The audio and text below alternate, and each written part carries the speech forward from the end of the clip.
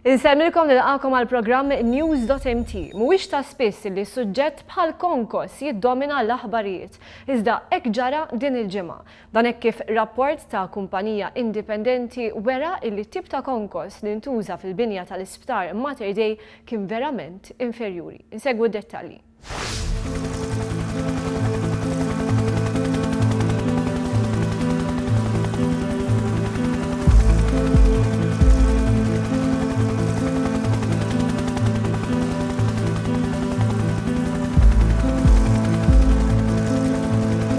Sptarijiet moderni madwar id-dinja għandhom il-helipad tagħhom fuq il-bini tal-emerġenza. Ir-raġuni sempliċi, la darba pazjent jinżel fuq is-saqaf tal-emerġenza minn hemm jiddaħħal fil-lift u f'ħakkatajn ikun qiegħed jingħata l-kura meħtieġa. F'Mater Dei kien ippjanat hekk ukoll.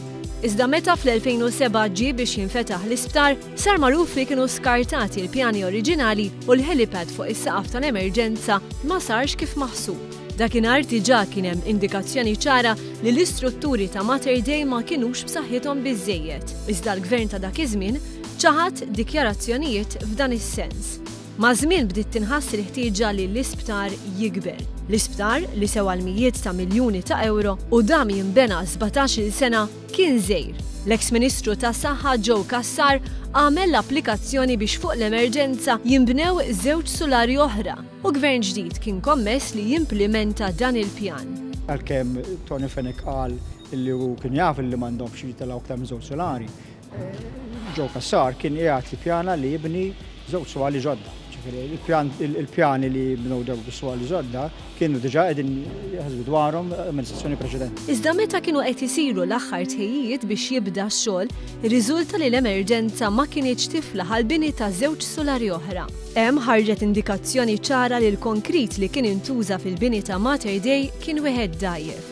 Il-gvern kellu jbiddel il-pjanijiet fil-waqt li qabbat lil kumpanija internazzjonali Arab biex tagħmel studju fuq is-sitwazzjoni tal-isptar kollu. Fl-istess ħin ħataru koll inkjesta skont il-liġi mmexxija mill-imħallef Filip Xiberras. Quddiem dan kollu l-kap tal-Oppożizzjoni Simon Busuttil kien ipprova jirredikola l-każ u jikkonsla bil-fatt li l-isptar ma waqax. Smajna xi ħaġa oħra illi Alla jbierek il-kolonni ta' Mater Dei tmur u taqbad il-konkrit bidejk u jiġi fidejk. Kos kif baqa' wieqaf għal 20 sena sħaħ il-Mater Dei. Wara diversi xhur ta' analiżi teknika, Arab ħarġet bil-konklużjonijiet tagħha. Jiena għandi dwejja kbir bil-rapport tal-Arab, xtaqt minn qalbi li r-riżultat tar-rapport kien differenti. Irrabjat bħalma huwa rrabjat kulħadd hemm barra. Dal-isptar il-poplu Malti huwa xi nefaq 600 miljun.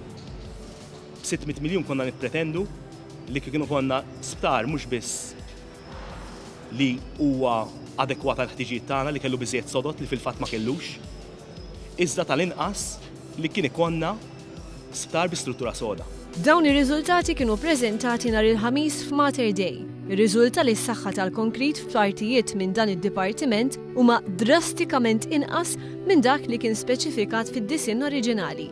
Andrew Harrison spjega li meta kampjuni mill-bini ġew eżaminati f'laboratorji, irriżultaw numru ta' problemi. Fosthom brabta ma' ingredient dgħajjef li minnu huma magħmul il-konkrit, in-natura tiegħu li assorbi l-ilma u kemm jirnexxielu jippenetra d-diossidu tal-karbonju fil-wiċċ tal-konkrit. I would say it's very unusual to come across a case like this where there's, at the moment, it would appear quite an extensive issue around the concrete strength across two of the blocks. So that would be quite unusual in our experience. Have you ever encountered anything like it in a public building or a public hospital in particular?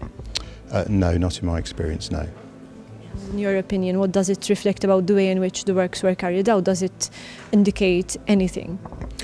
As I said during the presentation, it's indicative there was an issue around the concrete strength at the time of construction. So that would suggest that there was an issue of poor control possibly over concrete strength, of concrete quality. Il-kumpanija issa qed tfassal pjan ta' rimedju, ix-xogħol jinkludi tisħiħ fis-soqfa u fl-istrutturi li jappoġġjaw il-bini. Jinkludi l-binja ta' ħitan addizzjonali u tiswijiet bil-konkrit fuq ċertu kolonni. Arib wetqet studji oħra dwar kemm il-bini huwa reżistenti f'każ ta' ċaqliq fl-art. Bħal ngħidu aħna jekk iseħħ terremot. Ir-riżulta li hawn ukoll li l-bini ma jilħaqx livelli mixtieqa. Ma dana kollu kien żgurat kemm il-darba li ħadd ma jinsab f'periklu fil-preżent u li x-xogħol ta' mitigazzjoni se jsir fil-waqt li titkompla l-ħidma tal-isptar b'mod normali.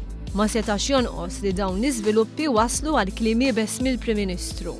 Dawn mhumiex affarijiet tad-daħk, huma affarijiet serjissimi illi trid tentrafa' responsabilità fuqhom u li l-kap tal-oppożizzjoni joħroġ xi jgħid ftit tal-ġimgħat ilu jisu reġa' repetija li din hija sempliċement fih ta' tajn u issa ma waqax u responsabilità li naraw li ma jaqax. It's not on, irid jerfa' responsabilità u wkoll u jara li jieħu passi f'dan ir-rigward. Aħna ħanaraw illi dak kollu li tagħtina il-liġi responsabilità tintrefa'. Il-Prim Ministru fakkar kif il-Gvern se jkollu jonfoq 5 miljun euro iktar biex jirranġa l-emerġenza u jridu jintefqu 30 miljun euro għal kumplament tal-isptar. Qudiem dan kollu l-Gvern qed jinsisti għal laqgħa mal-kumpanija responsabbli mill-bini ta' Mater Dei. Aħna issa li qegħdin nagħmlu qegħdin nitolbu laqgħa mal-Iskanska. Hemm issues ta' ċertu ftehimijiet illi kien għamel il-Gvern ta' qabel mal-Iskanska u dawk il-ftehimijiet trid tintrefa' responsabilità politika tagħhom. Aħna nemmnu li l-Iskanska bħala kumpanija internazzjonali li lin minn kwalunkwe interpretazzjoni ta' kwalunkwe ftehim li jiffirma l-Gvern ta' qabel għandha responsabilità kbira ta' reputazzjoni. Fl-istess ħin hija mistennija wkoll l-inkjesta tal-imħallef Xiberras. Fil-ġranet li ġejjin ħajkonna okkażjoni li nittakiljaw din il-kwistjoni minn angolu ieħor meta jkollna ir-rapport tal-inkjesta għax issa rridu naraw ukoll x'liabilitajiet għandhom il-plejers differenti, kemm legali, finanzjari, manka politiċi. Qudiem dan kollu reġgħet spikkat id-dikjarazzjoni tal-kap tal-Oppożizzjoni. Sa fejn naf jien f'dawn l-aħħar 6 xhur minn kemm ilu li qala l-isptar għadu ma waqax. Xi ħadd ieħor? Saħansitra bħal m'għamel fil-każ tal-eks Ministru Giovanna De Bono, Simon Busuttil għażel li jsejjaħ dan il-każ bħala wieħed ta' tfih ta' tajn. Biex tiddevja l-attenzjoni inti tipprova titfattajn, toħloq allegazzjonijiet illi minnhom mbagħad ma jsir xejn.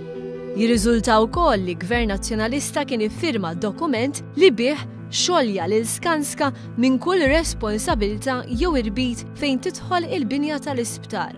Skanska kien il-konsorzju ewlieni responsabbli għall-bini tal-isptar Mater Dei. Missa niskopru li xi ħadd mill-Gvern ta' dak iż-żmien kien ta' istruzzjonijiet biex jiġi iffirmat dokument illi fih jingħad li kwalunkwe ħaġa fl-2009 dan. Kwalunkwe kwistjoni tista' tinqala bejn il-Gvern u Skanska, il-Gvern mhux ħajfittex l-Iskanska. Mhux responsabbli. Ġifieri l-Iskanska ħallhom suppost aħna qegħdin nieħdu pariri legali dwar dan kollu, ħallhom minn kwalunkwe rbit. Il-Prim Ministru deskriva dan il-ftehim bħala eżempju ta' nuqqas ta' good governance u bħala att gravissimu. Il-persuna jew persuni illi ordnaw jew li taw istruzzjonijiet biex jiġi firmat ftehim bħal dan li jħolli jew jidher li jista' jħoll lill-kuntrattur minn kull responsabilità, ngħid jien speċjalment jekk kien hemm indikazzjoni ta' xi problemi, hija xi ħaġa gravissima u hija xi ħaġa li aħna qegħdin ninvestigaw b'serjetà kbira. Qoddim dan kollu l-Gvern baqa' jfittex is-soluzzjonijiet. Biswit l-emerġenza għaddej proġett li se jassigura li ż-żieda maħsuba fis-sodot oriġinarjament issir xorta waħda. Is-sena l-oħra tajb li ngħidu li fawissu wara li sirna nafu bil-problemi tal-konkos, mal-ewwel bdejna inħarsu lejn sit alternattiv u għaġġilna kemm fl-aħna, ħdimna tajjeb mal-kuntratturi, ħdimna tajjeb mal-Department of Contracts, mal-EU Funds Department, kif ukoll mal-FMS u applikajna l-permessi tal-MEPA u sal-aħħar ta' Ottubru ħarġu l-permessi. F'Novembru beda x-xogħol u f'temp ta' ftit xhur tlestiet il-frame ta' barra u issa biex ngħidlek qegħdin fil-parti fejn qed isir il-fittings ġewwa, qed isiru s-servizzi kif ukoll il-partitions kif qed taraw. Fuq kollox din mhijiex l-uniku diffikultà li Gvern ġdid wired fil-qasam tas-saħħa. Dal-proġett li qegħdin naraw madwarna llum dan huwa xhieda ta' kif dan il-gvern qiegħed indirizza l-problemi li wiritna fil-qasam tas-saħħa aħna. Wiritna qasam tas-saħħa mifni b'numru ta' problemi, bħalma kienu mediċini out of stock li diġà indirizzajna, bħalma qegħdin indirizzaw il-problema li sibna tal-waiting lists, bħalma qegħdin indirizzaw il-problema ta' nuqqas ta' żvilupp fil-kura primarja, bħalma qegħdin indirizzaw ukoll il-problema li għandna numru ta' sptarijiet li huma ta' livell inferjuri ġew Għawdex, ġew Kering Grek, ġew Mount Carmel u dawn qegħdin kollha anke bil-RFP li għadna kemm issa ftaħna nindirizzawhom. U hawnhekk ukoll hija xhieda li qegħdin indirizzaw il problema ta' nuqqas ta' sodod li sibna ġewwa Mater Dei.